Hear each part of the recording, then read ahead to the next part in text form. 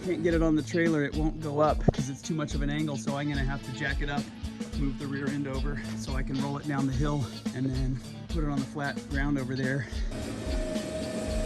Hopefully it'll go on the trailer now that we're in the flats.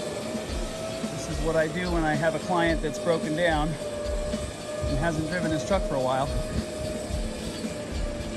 Now I'm gonna have to do a pressure wash, clean her up, do an engine bay clean, underside clean, and then it's gonna be nice. I think I need to put a new shirt on now though.